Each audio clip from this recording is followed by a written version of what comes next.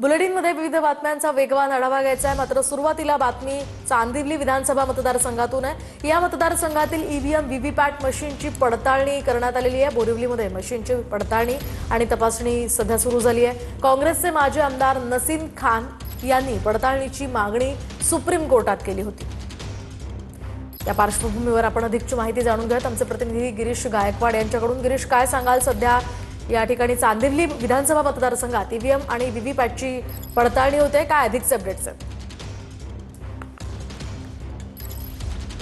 नक्कीच आपण पाहतोय की चांदिवली विधानसभा मतदारसंघामध्ये नसीम खान जे काँग्रेसचे माजी आमदार मंत्री राहिलेले आहेत, त्यांनी तक्रार केली होती सुप्रीम कोर्टामध्ये आणि व्हीव्हीपॅट ईव्हीएम मशीनची पडताळणी संदर्भात ही तक्रार होती। आणि त्या अनुषंगाने आज पहिल्यांदाच निवडणूक आयोगाच्या इतिहासामध्ये असं घडतंय की या ठिकाणी पडताळणी ठेवण्यात आलेली आहे। आपण पाहतोय की बोरिवलीमध्ये ज्या ठिकाणी ही पडताळणी होते त्या ठिकाणी पोलिसांचा मोठा बंदोबस्त जो आहे तो वाढवण्यात आलेला आहे। स्वतः नसीम खान या ठिकाणी दाखल झालेले आहेत आणि दिलीप मामा लांडे जे विजयी शिवसेनेचे उमेदवार राहिलेले आमदार आहेत, त्यांचे वकील जे ते सुद्धा या ठिकाणी पोहोचत आहेत। चांदिवली विधानसभा मतदारसंघात काँग्रेसचे माजी आमदार नसीम खान यांनी ईव्हीएम व्हीव्हीपॅट मशीनच्या बर्न मेमरी आणि मायक्रो कंट्रोलर संदर्भात तपासणी आणि पडताळणीची जी मागणी ती सुप्रीम कोर्टात केली होती आणि त्यानंतर देशात पहिल्यांदाच सुप्रीम कोर्टाच्या आदेशानंतर ही पडताळणी केली जात असल्याचं आपण पाहतोय। अगदी नक्कीच या संदर्भातले अपडेट्स गिरीश तुमच्याकडनं जाणून घेत राहणार आहोत। तुर्तास धन्यवाद दिलेल्या या माहितीसाठी।